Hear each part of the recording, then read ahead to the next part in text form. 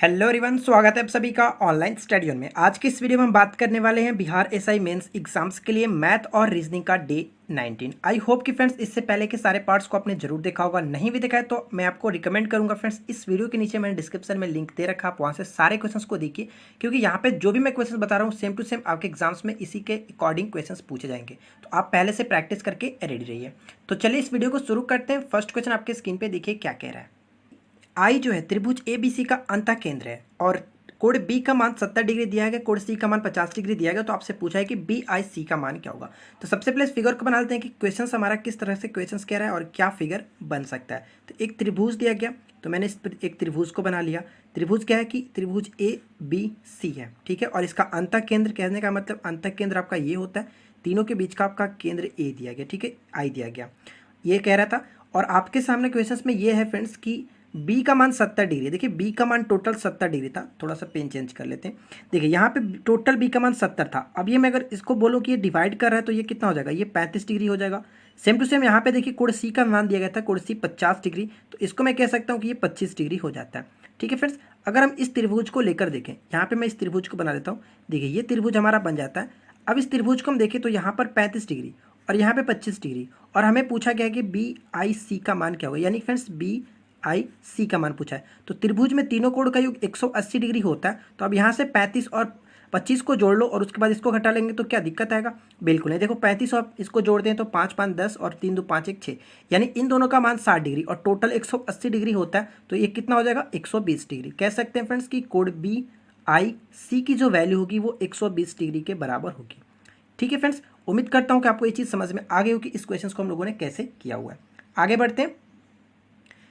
देखिए friends next question यही कह रहा है कि x प्लस 2 बटे एक्स का मान 1 के बराबर दिया गया। तो आपसे ये पूछा है कि x square plus x plus 2 बटे में x square into 1 minus x की वैल्यू क्या होगी। देखिए इस क्वेश्चन को काफ़ी अच्छे तरीके से बनाया जाता है, कैसे बनाएंगे तो मैं आपको बताता हूँ, ध्यान से देखिएगा। सबसे पहले हम इसको लेते हैं और यहाँ पर मैं एलसीएम लेकर के इसको हल कर देता हूँ।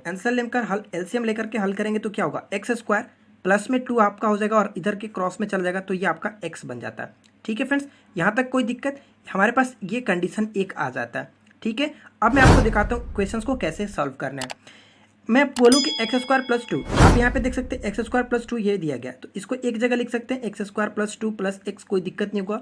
और नीचे को मैं ज्यों का त्यों लिखता हूँ, इसमें कोई चेंजिंग नहीं करता हूँ, ठीक है। उसके बाद देखिए इतना का वैल्यू क्या दिया गया, एक्स के बराबर, इतने की जगह पे मैं एक्स रखूँगा तो ये एक्स स्क्वायर प्लस 2 की वैल्यू एक्स और प्लस पहले से एक्स, यानी कह सकते हैं कि ये 2x की बराबर होता है, ठीक है।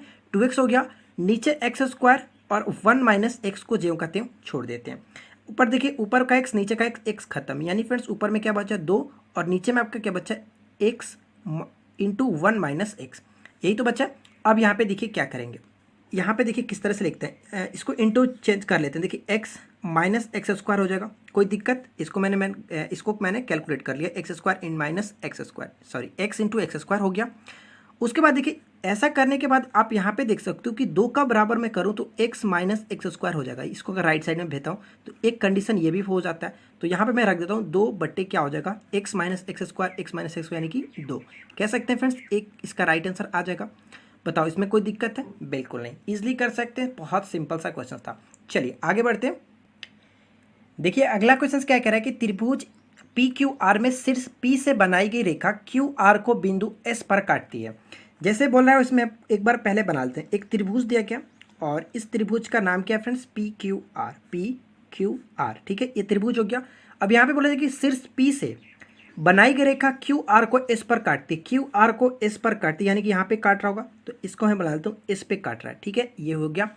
उसके बाद क्या होता है फ्रेंड्स, आगे बोल रहा है कि यदि क्यू आर की वैल्यू, यानी कि क्यू आर यहाँ से लेकर के यहाँ तक की टोटल वैल्यू जो दी गई है वो 4.5 के बराबर है, 4.5 सेंटीमीटर है, और एस आर जो है 1.5 है, यानी कहने का मतलब एस आर ये 1.5 है, इतनी वैल्यू। अभी टोटल 4.5 था, तो ये आप बताओ कितना होगा, ये कितना होगा 3.0, ठीक है, क्योंकि 3 और 1.5 होता है आपका 4.5। तो क्लियर, यहाँ तक कोई दिक्कत नहीं। अब क्वेश्चंस में देखिए क्या पूछा गया, क्वेश्चंस में पूछ रहा है कि त्रिभुज पी क्यू एस, यानी कि त्रिभुज पी क्यू एस इसका क्षेत्रफल और पी एस आर इसका क्षेत्रफल क्या होगा। बहुत सिंपल सा क्वेश्चन है। इसको क्या कहते हैं, जो भी हमारे पास साइड निकलता है, यानी कि जो आप भुजा इसका देख रहे हैं, बस इसी का आप अनुपात कर देंगे तो हमारा राइट आंसर आ जाएगा। कहने का मतलब ये हुआ फ्रेंड्स, त्रिभुज पी क्यू एस का रेशियो यानी कि जो क्षेत्रफल की बात कर रहे हैं ये क्षेत्रफल हो गया, और त्रिभुज आपका पी एस आर का क्षेत्रफल अगर बात करें, का क्षेत्रफल मैं लिख देता हूँ ताकि आपको क्लियर हो जाए। ठीक है, हम क्षेत्रफल का अनुपात निकाल रहे हैं, तो देखो दोनों का क्षेत्रफल का अनुपात क्या कहता है कि जो भी साइड रहता है उनका आप रेशियो निकाल दो। 3, इसका 3 हो गया और ये आपका 1.5 हो गया। तो कहने का मतलब क्या हुआ फ्रेंड्स कि 2:1 हमारा राइट आंसर हो जाएगा। इस क्वेश्चन का राइट आंसर यही होगा, 2:1। सिंपल सा क्वेश्चन है, इस तरह से आपको बनाना है।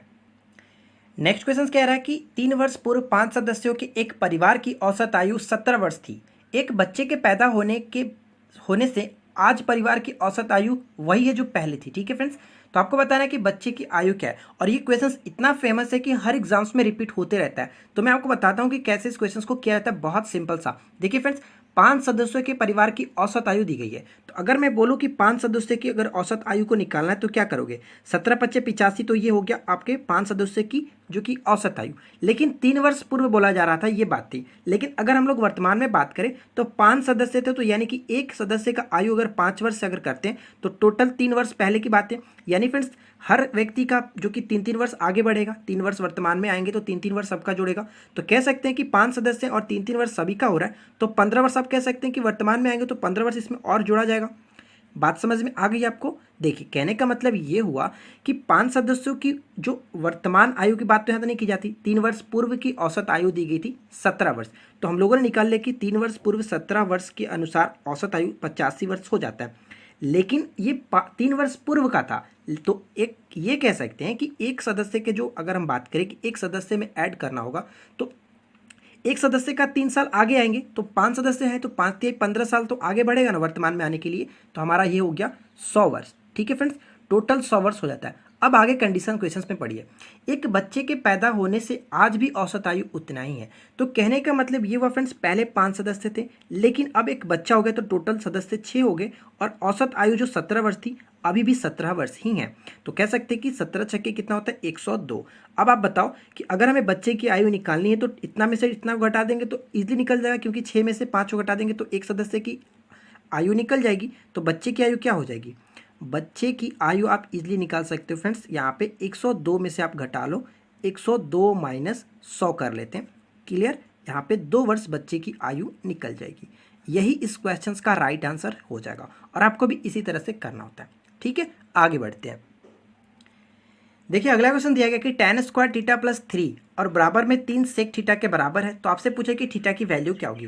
देखिए फ्रेंड्स, इस क्वेश्चन को कैसे करेंगे, इसको बनाने के 2 मेथड आप यूज़ कर सकते हो, लेकिन मैं आपको सिंपल सा मेथड बताता हूँ ताकि आप आंसर को टिक कर सकते हो। देखिए सिंपल सा अगर मैं बात करूँ कि tan² थीटा, मैंने आपको कल एक फॉर्मूला बताया था कि sec² थीटा - tan² थीटा = 1 होता है। तो मैं यहाँ इसको तोड़ करके इस तरह से लिख सकता हूँ, sec² थीटा -1 प्लस में 3 और राइट साइड में आपका 3 सेक थीटा।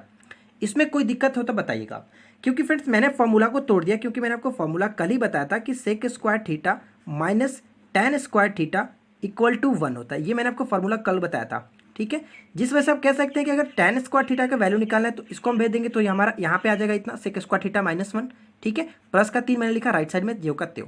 इसके बाद हम लोग क्या कर सकते हैं, देखिए इसके बाद हम लोग इसको तोड़ सकते हैं, a² - b² पर आप तोड़ लो। पहले इसको हम उधर भेज देते ताकि आपको कोई दिक्कत ना हो। देखिए sec² -1 और इधर मैंने इसको भेजा 3 सेक थीटा और माइनस में 3 कर दिया, क्योंकि प्लस में 3 था तो माइनस में 3 हो गया। ठीक है, इसके बाद यहाँ पे आप 3 कॉमन भी ले सकते हो, यहाँ पे कॉमन हम लोग ले लेते हैं, यहाँ पे 3 देखो 3 कॉमन ले लेते हैं, सेक थीटा -1 हो जाता है। और इधर हम लोग क्या लिखेंगे, a², देखिए इसको थोड़ा सा, ठीक है, a² - b² का फॉर्मूला हम इसको तोड़ेंगे तो a - b और a + b, ये तो आपको पता है, इसमें भी कोई दिक्कत नहीं होना चाहिए। अब देखो a - b और a + b हो गया, तो यहाँ से आप इसको कटा सकते हो, इसको यहाँ से कटा सकते हो। आपके पास बचा क्या, सेक थीटा प्लस में 1 और राइट साइड में 3 बचा। अब यहाँ से आप करोगे, इसको इधर भेजेंगे तो सेक थीटा का वैल्यू जो होगा वो 2 के बराबर हो जाएगा।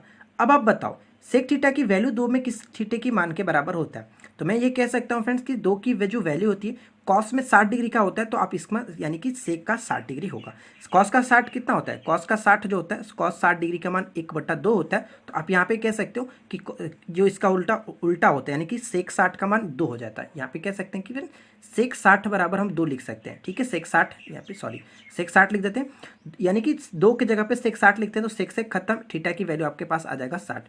अब ऑप्शन बी को टिक कर सकते हो बिना किसी दिक्कत के। लेकिन आप एक चीज़ देखो फ्रेंड्स, यहाँ पे जो कि 0 डिग्री भी लाया गया, तो 0 डिग्री लाने के लिए हम लोग क्या करेंगे, यहाँ पे अगर मैं बोलूँ कि आप यहाँ पे जो सेक थीटा देख रहे हैं तो सेक थीटा की जगह पे आप मान के चलो कि एक्स है, आप यहाँ पे x मानोगे तो ये किस तरह से कंडीशन हो जाएगा आपका x square minus X square plus 2 आपका 3x हो जाएगा, 3x। अब आपको इसको फैक्टर तोड़ लोगे तो आपके 2 वैल्यू निकल जाएंगे। जब 2 वैल्यू निकल जाएगा तो आप इजीली कर सकते हो कि एक वैल्यू जो कि 0 डिग्री आ जाएगा और एक वैल्यू जो होगा वो 60 डिग्री आ जाएगा। लेकिन आपको टिक करना था तो आप इजीली 60 डिग्री पे इस तरह से बना करके कर सकते हो, कोई दिक्कत नहीं होगा। उम्मीद करता हूँ फ्रेंड्स आपको ये चीज़ समझ में आ गई होगी, ठीक है। तो इस फार्मूले को आप याद रखेंगे, कल भी मैंने आपको फार्मूला बताया था तो आप आज भी याद रखेंगे। आगे बढ़ते हैं। क्वेश्चन नंबर 6 क्या कह रहा है कि ए जो है किसी कार्य को 12 दिन में कंप्लीट करता है, बी उसी कार्य को 15 दिन में कंप्लीट करता है, वे दोनों मिलकर के कार्य 5 दिन करते हैं, फिर उसके बाद बी जो है उस कार्य को छोड़ देता है और आपको ये बताना है कि ए द्वारा उस कार्य को अकेले करने में कितना समय लगेगा। देखिए फ्रेंड्स, अब मैं आपको बता दूं कि ये जो टाइप होता है टाइम एंड वर्क का बहुत ही फेमस टाइप है। इस टाइप को कैसे करते हैं मैं आपको वो बताता हूँ। बहुत सिंपल सा क्वेश्चन है लेकिन थोड़ा सा आप इसको समझिएगा कैसे किया जाता है। मैं आपको बोलूँ फ्रेंड्स कि ए जो है उस कार्य को 12 दिन में कर रहा था, कोई दिक्कत होगा इसमें नहीं। बी के बारे में बात करें तो बी उस कार्य को 15 दिन में कंप्लीट कर सकता है। तो मैंने आपको बताया सबसे पहले एलसीएम लेते हैं, 12 और 15 का एलसीएम कितना होगा, 12 और 15 का एलसीएम 60, 12 पंजे 60 और 15 चौका 60, इसमें भी कोई दिक्कत नहीं। अब यहाँ पे ध्यान दीजिएगा, दोनों मिलकर के उस कार्य को 5 दिन तक करते हैं, यानी 5 और 4 9 और वो 5 दिन तक करते हैं, यानी फ्रेंड्स 9 पच्चे 45 कार्य को वो कंप्लीट कर देंगे। टोटल कार्य 60 था, उसमें से 45 कार्य दोनों मिलकर के कंप्लीट कर दिए, तो शेष कार्य कितना बचा, शेष कार्य जो बचेगा वो 15 दिन बचेगा। 15 दिन बचने के बाद अब क्या होता है कि जो यहाँ पे कौन भाग रहा है तो बी छोड़ देता है, यानी फ्रेंड्स कह सकते हैं कि अब बी काम खत्म कर देता है, वो नहीं कार्य करेगा, छोड़ देता है। अब वो टोटल कार्य ए को करना है, तब ए उस कार्य को कितने दिन में करेगा, तो अब उसके पास कार्य बचा था 15, उसकी कार्य क्षमता जो वो एक कार्य को 5 दिन यानी कर सकता है। तो आप इसको बताइए कि वो टोटल कार्य को कितने दिन में करेगा, 3 दिन में बिल्कुल इजीली। कोई दिक्कत होगा तो बताइएगा।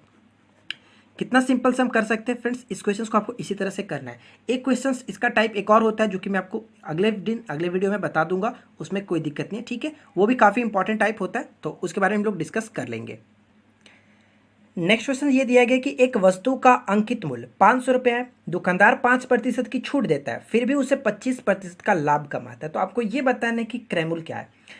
मैंने इस टाइप के क्वेश्चंस को सबसे पहले या सेकंड पार्ट में बताया था इस टाइप के क्वेश्चंस को कैसे करते हैं, और इसके लिए एक शॉर्ट फॉर्मूला भी दिया था। इसको आप कॉन्सेप्ट मेथड से ही बना सकते हो, लेकिन मैं आपको डायरेक्ट एक फॉर्मूला ही बताया था। तो चलिए मैं आपको एक बार फिर से उस फॉर्मूले से अवगत करा देता हूँ, आप उस क्वेश्चन को कैसे कर सकते हैं।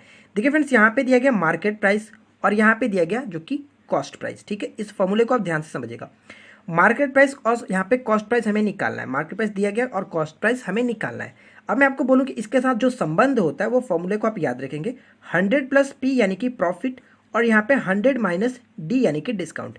इस फॉर्मूले को आपको याद रखना है, चाहे किसी भी तरह से आप याद रखो। इस टाइप के क्वेश्चन जो कि पेपर में आपको हमेशा देखने को मिलते हैं, आप अगर इस फॉर्मूले को याद रखोगे तो बहुत ही सिंपल से क्वेश्चंस को हल कर सकते हो। लेकिन अगर आप इसको नहीं याद रखोगे तो थोड़ा सा आपको प्रॉब्लम होगा कॉन्सेप्ट मेथड से, लेकिन ज़्यादा प्रॉब्लम नहीं होता, आप उसके तरह भी निकाल सकते हो, ठीक है। अब देखिए मैं आपको डायरेक्ट यहाँ पे पुट करके मान निकालता हूँ। हमें मार्केट प्राइस दिया गया था अंकित मूल्य 500 रुपया, हमें CP निकालना है, एक्स मान लेते हैं। यहाँ पे 100 प्लस पी यानी कि प्रॉफिट कितना हो रहा था 25% का, तो 100 प्लस 25 यानी कि 125 हो जाएगा। नीचे आपका फ्रेंड्स क्या होगा, डिस्काउंट यानी कि कितना परसेंट डिस्काउंट, 5%। तो लिख सकते हैं कि 95, 90 में से 100 में से 5 घटा देंगे तो आपका हो जाएगा 95। अब यहाँ से देखो हम लोग कटा लेते हैं। अब देखो फ्रेंड्स 25 से कटाते हैं तो 25 5 से कितना होता है 25 5 125 और 25 से कटाएंगे तो 25 दूना आपका 50, ठीक है। ये आपका कंप्लीट हो गया। अब देखो 19 25 होता है 95, यहाँ से हम लोग कंप्लीट कर लिए। एक्स अगर क्रॉस में करेंगे तो एक्स इक्वल टू यहाँ पे क्रॉस में हो जाएगा 19 दूना 38, यानी कह सकते हैं फ्रेंड्स 380 आपका करेक्ट आंसर हो जाएगा, ठीक है फ्रेंड्स। अगर आपको इसका कॉन्सेप्ट समझना होगा तो आप बताइएगा नीचे कमेंट करके, मैं अगले पार्ट में इसी क्वेश्चंस को फिर से समझा दूंगा कॉन्सेप्ट के मेथड के थ्रू। लेकिन इस वीडियो को मैं आप बस यही कहूँगा कि आप इस मेथड को याद रखो, सिंपल से इसको बनाया जाता है, ठीक है फ्रेंड्स। देखो मैं आपको थोड़ा सा हिंट करता हूँ कि आप कैसे निकाल सकते हो। देखिए यहाँ पे हमारे पास मार्केट प्राइस दिया गया था, तो सबसे पहले आप यहाँ से क्या करो, मार्केट प्राइस और डिस्काउंट परसेंट दिया गया तो आप यहाँ से इजीली निकाल सकते हो इसका SP कितना होगा, ठीक है। जब SP निकल जाएगा तो वहाँ से आप इजीली निकाल सकते हो कि फ्रेंड्स कि जो प्रॉफिट परसेंट भी दिया गया SP भी दिया आप निकाल लोगे तो आप वहाँ से क्रय मूल्य आसानी से निकाल सकते हो। कोई दिक्कत नहीं होगा, तो आप कोशिश कीजिएगा। चलिए आगे बढ़ते हैं। क्वेश्चन नंबर 8 क्या कह रहा है, देखिए ध्यान से देखिएगा कि दो संख्याएं किसी तीसरी संख्या से क्रमशः 35% तथा 50% अधिक है। यानी कहने का मतलब फ्रेंड्स कि जब तीसरी संख्या अगर 100 है तो पहली संख्या 135 है, दूसरी संख्या क्या होगी, वो 150 होगी। तो चलिए हम लोग यहाँ पे वही करते हैं। मानते हैं कि फर्स्ट जो है, पहले थर्ड मान लेते हैं ताकि क्लियर हो जाए। देखिए थर्ड जो हमारे पास दिया गया था, तीसरी संख्या जो दी गई थी वो मानते हैं कि 100 था। अब आगे क्वेश्चन क्या कह रहा है कि तीसरी संख्या से क्रमशः 35% और 50% अधिक है। तो फर्स्ट हमारा कितना हो जाएगा 135 और सेकंड कितना हो जाएगा, सेकंड हो जाएगा 150। ठीक है, ये आप कह सकते हो। अब यहाँ से देखिए क्या होगा, क्वेश्चन से ये पूछा कि पहली संख्या दूसरी संख्या से कितना प्रतिशत के बराबर है। तो पहली संख्या जो है वो दूसरी संख्या के Z% के बराबर है। सिंपल सा आप इस तरह से कर सकते हो।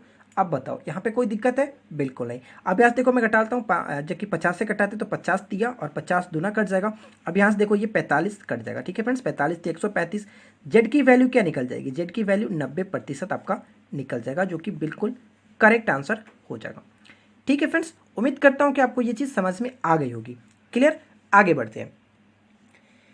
9 नंबर क्वेश्चन क्या कह रहा है कि किसी घन के आयतन का उस गोले में जो घन के ठीक आएगा, यानी कि घन में ठीक से आ जाएगा, ये पूछा जा रहा है। देखिए फ्रेंड्स, नेक्स्ट क्वेश्चन 9 नंबर क्या कह रहा है कि किसी घन के आयतन का उस गोले जो घन में ठीक आएगा के आयतन से अनुपात क्या होगा। काफ़ी अच्छा प्रश्न है, इस क्वेश्चन को ध्यान से समझिएगा। यहाँ पे दो चीज़ों की जिक्र की गई है, एक तो घन और एक गोले के बारे में, और किसके अंदर कौन है ये आपको समझना होगा। देखिए उस गोले जो घन के ठीक आएगा, यानी फ्रेंड्स घन में आपका वो गोला आएगा। तो कहने का मतलब ये हुआ कि मैं इस तरह से कह सकता हूँ, एक क्यूब था, ठीक है, ये क्यूब हो गया और यानी कि घन हो गया, और इसके अंदर एक गोला ठीक से आ जाएगा, इसके बारे में जिक्र किया जा रहा है। इस तरह से कह सकते हैं। अब हमसे पूछा जा रहा है कि इन दोनों का आयतन क्या होगा, किसका किसका। तो आपके सामने आयतन रखना है कि घन का आयतन के अनुपात में आपको गोले का आयतन रखना है। ठीक है फ्रेंड्स, तो देखिए यहाँ पे कुछ चीज़ों को आपको समझना होगा। मान के चलते हैं कि साइड है, इसका साइड ए हो जाता है, पेन चेंज कर लेते हैं। देखिए यहाँ मान लेते हैं कि यहाँ पर इसका जो साइड है, यानी कि घन का जो भुजा दिया गया वो ए है। अब भुजा अब ए है, तो जो जितना भुजा इसका फ्रेंड्स ये हो दिया गया, उसका आधा अगर करेंगे तो ये आपका रेडियस हो जाएगा। बात को समझिएगा, जब ये टोटल आपका अगर मानते हैं कि टोटल इसको कर दे तो ये टोटल क्या होगा, इसका तो टोटल ये आपका डायमीटर यानी कि व्यास बन जाता है। लेकिन इसका आधा कर देंगे तो क्या बनेगा, इसका आधा जस्ट a/2 जो कि त्रिज्या हो जाएगा।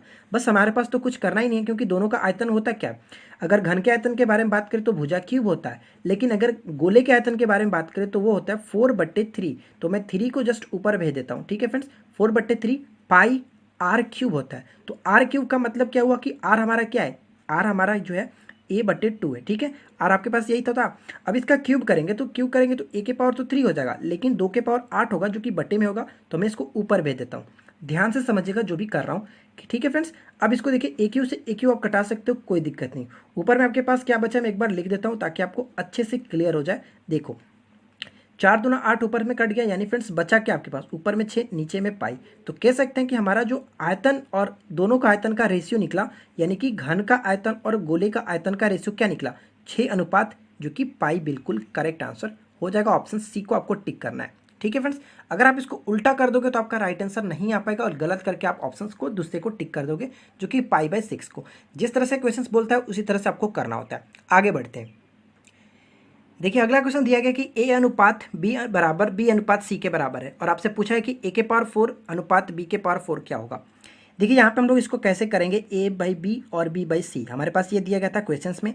तो यहाँ से मैं बोलूँ कि आप B² की वैल्यू को AC के बराबर लिख सकते हो, कोई दिक्कत नहीं होगा, क्योंकि हम लोग बस क्रॉस मल्टीप्लीकेशन मैंने कर दिया दोनों तरफ। ये हमारे पास कंडीशन एक बन के आ जाता है। हमें वैल्यू किसका निकालना है, A/4 और B/4 का इसका। तो देखिए हमारे पास B² की वैल्यू पता है A², तो सॉरी AC। तो मैं आपको क्या करूँगा, ऊपर में ज्यों कहते हैं लिखता हूँ, और नीचे में AC, और ये जब स्क्वायर है तो इसका एक और स्क्वायर चढ़ जाएगा इस पर। ठीक है फ्रेंड्स, कह सकते हैं कि जब स्क्वायर है तो इसको इस तरह से तो लिख सकते हो ना, कोई दिक्कत तो नहीं होगा। जब B² की वैल्यू AC लिखता हूँ और ऊपर में स्क्वायर है तो या इस तरह से लिख सकते हैं, A/4 और A² और C²। अब ऊपर देखो यानी कि कट के A² बचेगा, तो हमारा राइट आंसर क्या होगा, A² रेशियो में C², जो कि आप ऑप्शंस को मैच कर सकते हो, बिल्कुल करेक्ट। ठीक है फ्रेंड्स, ऑप्शंस बी में आप देखिए बिल्कुल करेक्ट आंसर आ जाता है। देखिए फ्रेंड्स, यहाँ पर हम लोगों ने काफ़ी अच्छे जो क्वेश्चंस थे 10 क्वेश्चंस में आपको करा दिया मैथ्स का। उम्मीद करता हूँ कि आपको ये वीडियो ज़रूर पसंद आई होगी। अगर आपको वीडियो अच्छी लगी हो तो वीडियो को लाइक ज़रूर ठोकें। अब बात करते हैं फ्रेंड्स रीजनिंग के क्वेश्चंस की, जो कि काफ़ी अच्छे अच्छे क्वेश्चंस मैंने रीजनिंग के लिए भी। तो चलिए रीजनिंग के क्वेश्चंस को शुरू करते हैं। देखिए फ्रेंड्स, क्वेश्चन हमारा यही है और हमें मिसिंग नंबर निकालना है कि यहाँ पे मिसिंग नंबर के जगह पे क्या होगा। तो सबसे पहले इस पैटर्न को समझिए। उम्मीद करता हूँ कि आप लोगों ने वीडियो को रोक करके खुद से बनाने की कोशिश ज़रूर की होगी। तो चलिए देखते हैं यहाँ पे किस तरह से पैटर्न को रखना है कि हमें यहाँ पे क्या मिलेगा। तो सबसे पहले इस पैटर्न को देखते हैं।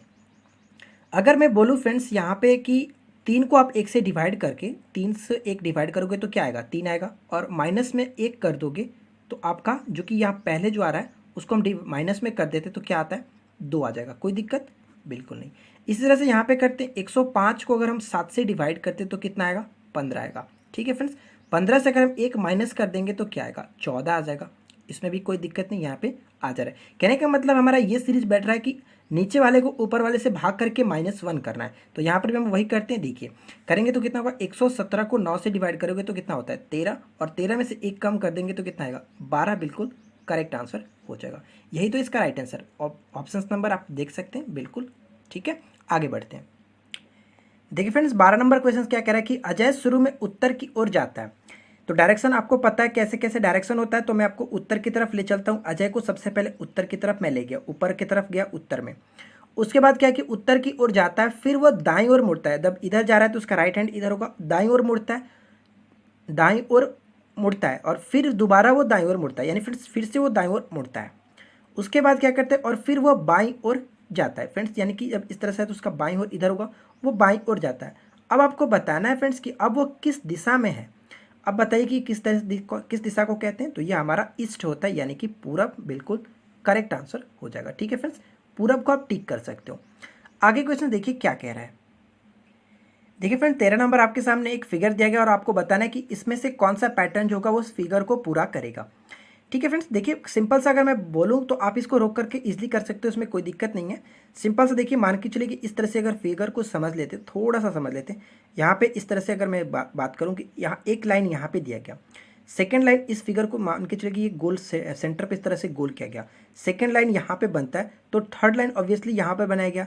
तो हम एक समझ सकते हैं कि जो फोर्थ लाइन होगा वो यहाँ से स्टार्ट होगा। तो आप देख सकते हैं फ्रेंड्स, ये जो लाइन है यानी कि ऑप्शन सी को आप पुट करके देखो, बिल्कुल करेक्ट आंसर हो जाता है। ठीक है फ्रेंड्स, उम्मीद करता हूँ कि आपको ये चीज़ समझ में आ गई होगी, आपने खुद से कर लिया होगा। अगला क्वेश्चन में दिया गया कि फ्रेंड्स यहाँ पे आपको फिगर बताना, संबंध दिखाना। ठीक है, कहने का मतलब ये हुआ कि पुरुष और अविवाहित पुरुष और एक आपके वृद्ध पुरुष है।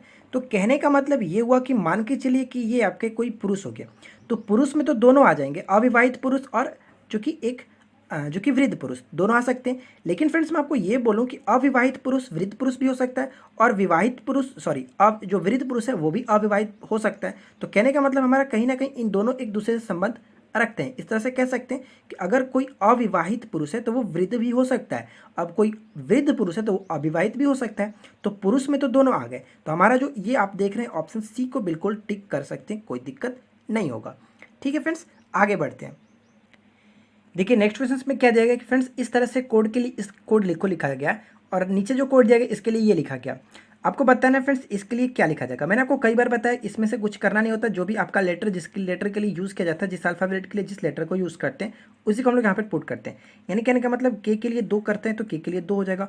टी के लिए देख सकते हैं, टी के लिए 4 किया गया तो 4 रख सकते हैं। एल के लिए 3 यहाँ पे है, एफ के लिए देखिए 6 दिया गया और पी के लिए आप 7 देख सकते हैं। तो हमारा जो राइट आंसर होगा 24,367 बिल्कुल करेक्ट हो जाएगा। ठीक है फ्रेंड्स, ऑप्शन ए हम टिक करके निकल सकते हैं। देखिए फ्रेंड नेक्स्ट क्वेश्चन में दिया गया कि 8, 7, 9 यानी कि 879 के लिए 8 लिखा गया, 625 के लिए 1 लिखा गया, तो हमें 785 के लिए बताना है क्या किया है। तो सबसे पहले इस पैटर्न को समझते हैं कि किस तरह से लिख करके ये 8 लिखा गया। तो अगर मैं बोलूँ कि आप इन दोनों को ऐड कर लो, यानी कि 9 और 7 16 हो गया, 16 में से 8 घटा लेंगे तो 8 आ जाता है। ठीक है फ्रेंड्स, यानी कि लास्ट वाले को 2 डिजिट को ऐड करके स्टार्टिंग वाले को घटाना है। 16 में से 8 कर देंगे तो 8 आ जाता है। सेम टू सेम उसी तरह देखिए 5 और 2 कितना हो जाएगा, 7 में से 6 घटाए तो 1 किया गया। उसी तरह से हम लोग यहाँ पे करेंगे 8 और 5 कितना होता है 13, 13 में से 7 गया तो 6, हमारा राइट आंसर हो जाएगा 6 करेक्ट हो जाता है। आगे देखते हैं नेक्स्ट क्वेश्चन पे क्या कह रहा है। देखिए ध्यान से समझिएगा कि ए बी के पश्चिम में स्थित है। तो चलिए जैसे से कह रहा है उसको हम लोग बनाते हैं। डायरेक्शन आप ध्यान में रखिएगा फ्रेंड्स, डायरेक्शन क्या होता है किस तरह से होता है। ठीक है, यहाँ पे आपका ईस्ट, ऊपर में नॉर्थ, राइट साइड में वेस्ट और नीचे आपका साउथ। इसी कंडीशन को हम फॉलो करते हुए बनाएंगे। ए जो है वो बी के पश्चिम में स्थित है। ए जो है वो बी के पश्चिम यानी बी के पश्चिम यानी कि मानते हैं फ्रेंड्स बी यहाँ पे है तो इसके पश्चिम में ए है, यहाँ पे मान लेते हैं कि ए है। कह रहा है ना क्वेश्चन में ए बी के पश्चिम में स्थित है, ठीक है। अब आगे क्या कह रहा है कि सी ए और बी के बीच में स्थित है। जो सी है वो ए और बी के बीच में स्थित है, बी में बीच में उत्तर में स्थित है, यानी फ्रेंड्स यहाँ पे स्थित है, ठीक है। इस चीज़ को समझेंगे, यहाँ पे सी स्थित है। कह रहा था कि सी ए और बी के बीच में स्थित है लेकिन उत्तर में स्थित है, इस तरह से हम सजा सकते हैं। यहाँ पे आपका सी हो जाता है। आगे क्या कह रहा है कि डी बी के ठीक दक्षिण में, बी के ठीक दक्षिण में यानी कि जस्ट इसके नीचे है, यहाँ पे डी मानते हैं कि यहाँ पे डी है, ठीक है। और बी की लाइन में है, ठीक है, बी के लाइन में है, क्लियर है। सी की किस दिशा में, सी के किस दिशा में डी स्थित है। देखिए फ्रेंड्स सी यहाँ पे है, सी जो है वो यहाँ पे और डी यहाँ पे, अगर कह सकते हैं कि इन दोनों के बीच इस तरह से बन रहा है फ्रेंड्स, इस तरह से कह सकते हैं। अब मैं आपको बोलूँ कि इस तरह से अगर कोई यहाँ पे बिंदु है इस तरह से, तो ये क्या बनता है, ईस्ट और ये आपका साउथ, यानी कह सकते हैं कि दक्षिण और पूरब। तो ये हमारा क्या बना, जो डी है वो कहाँ पे, डी जो पड़ता है वो दक्षिण पूरब हुआ ना, दक्षिण पूरब में स्थित है, ठीक है फ्रेंड्स। इस तरह से इस क्वेश्चन को कर सकते हैं बिल्कुल ईजिली। अगला प्रश्न में दिया है कि 7 गुणे 8 का मतलब 49, 4 गुणे 4 12 लिखा गया, 6 गुणे 4 18 लिखा गया, तो 9 गुणे 6 क्या होगा। सबसे पहले तो हमें समझना पड़ेगा कि ये किस तरह से लिखा गया है। तो चलिए मैं आपको बताता हूँ। देखिए फ्रेंड्स सबसे पहले क्या है कि 7 गुणे 8 56 होता है और जो स्टार्टिंग में उसको घटा देना है। कहने का मतलब ये 7 गुणे 8 56 में से अगर हम इसको 7 घटाते हैं तो बताओ 49 नहीं आएगा, बिल्कुल करेक्ट हो जाता है। उसी तरह से देखेंगे 4 गुणे 4 कितना होता है 16 और 16 में से आपको पहले वाले को घटाना है यानी कि 12। उसी तरह से यहाँ पे करेंगे 6 चौका कितना होता है 24 और 24 में से जस्ट पहले वाले डिजिट को घटाकर देखो 18। यहाँ पर भी वही करेंगे। 9 6 का कितना होता है 54, 54 में से हम इसको 9 को घटा देंगे तो फ्रेंड्स कितना आ जाएगा, बिल्कुल करेक्ट 45। ऑप्शन नंबर आप देख सकते हैं जो भी दिएगा वो करेक्ट आंसर हो जाता है 45। अगला प्रश्न क्या कह रहा है कि IJKL जो कि 5 मित्र दिए गए और आपको यहाँ पे बताना है सबसे आय किसकी अधिक है। तो चलिए सबसे पहले क्वेश्चन को पढ़ते हैं और उसी तरह से करते हैं। के की आय एल की आय से ज़्यादा है। देखिए फ्रेंड्स के की जो आय है वो एल की आय से ज़्यादा है। जो भी ऊपर होता है, जो मतलब ऊपर जो लिखा जाता है वो मानते हैं कि ये सबसे ज़्यादा है, ठीक है। एल की आय से के की आय ज़्यादा, इसलिए मैंने ऊपर में लिखा है, ठीक है। अब आगे क्या कह रहा है कि किंतु एम की आय से कम है, यानी फ्रेंड्स एम की आय से ये कम है, ये तो क्लियर हो गया। उसके बाद देखिए क्या है कि जे की आय सबसे कम है, तो जे जो बेचारा है वो सबसे नीचे है, सबसे उसकी कम आमदनी है, सबसे नीचे है, ठीक है। आई की आय के की आय से कम है, यानी आई जो है वो के नीचे होगा, कहीं भी होगा इसके नीचे होगा। तो अब आपसे क्वेश्चन पे क्या पूछा है किसकी आय सबसे अधिक है। तो भाई सबसे अधिक तो ऊपर में ही था, इसमें कोई दिक्कत नहीं। तो कह सकते हैं फ्रेंड्स यहाँ पे हमारा एम जो होगा वो राइट आंसर हो जाता है। उम्मीद करता हूँ फ्रेंड्स आपको ये सारे क्वेश्चन समझ में आ गई होगी। अगर आपको ये वीडियो पसंद आई हो तो इस वीडियो को लाइक कीजिए, अपने दोस्तों के साथ शेयर कीजिए और इस चैनल पे पहली बार है तो चैनल को सब्सक्राइब करके नोटिफिकेशन बेल को ऑन रखिए, क्योंकि यहाँ पे मैं आपको इस तरह की रोजाना मॉक टेस्ट लाता रहता हूँ, ठीक है फ्रेंड्स। और साथ ही साथ मैं आपको जो मॉक टेस्ट लेता हूँ एसआई का, उसको देखना बिल्कुल भी ना भूलें। और बायोलॉजी के क्वेश्चंस का काफ़ी डिमांड कर रहे थे आप लोग, तो बायोलॉजी के क्वेश्चंस मैंने कल अपलोड कर रखा है, आप उसको देखिए और साथ ही साथ आप अपनी राय ज़रूर दें। तो ठीक है फ्रेंड्स, मिलते हैं नेक्स्ट वीडियो में। Thanks for watching, keep learning, have a good day.